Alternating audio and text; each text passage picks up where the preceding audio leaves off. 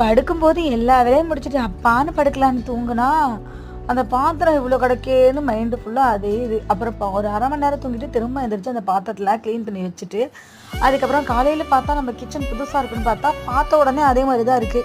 எனவே பாத்திரத்தை க்ளீன் பண்ணி வச்சுட்டோம், காலையில் கொஞ்சம் வேலை சீக்கிரமாக முடிஞ்சிடும் அப்படின்னு சொல்லிட்டு காலையில் பிரேக்ஃபாஸ்ட் லஞ்சை 9 மணிக்குள்ளே முடிச்சோம். நம்ம எந்திரிச்சது 6:30 மணி தானே, சரி அதுக்குள்ளே முடிச்சிருவோம் அப்படின்னு சொல்லிட்டு ஹஸ்பண்ட் நேற்று மலைக்கு போயிட்டு வந்தாங்களா, அதனால் இன்னையிலேருந்து தான் நான்வெஜ் செய்ய போகிறோம். இப்போ வந்துட்டு காலையில் பிரேக்ஃபாஸ்ட்டுக்கு வந்து பார்த்தோம் அப்படின்னா நூடுல்ஸ் செஞ்சுருந்தேன்.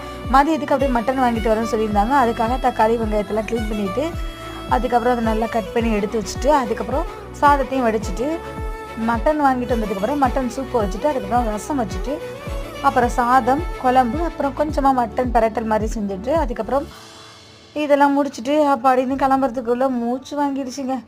உங்களுக்கும் இந்த மாதிரி தான் இருக்கா? ஆஃபீஸ் போகிறப்ப நான் ஆஃபீஸ்லாம் போகல, டைலரிங் கிளாஸ் தான் போகிறேன். அதுக்கே இந்த பாடு.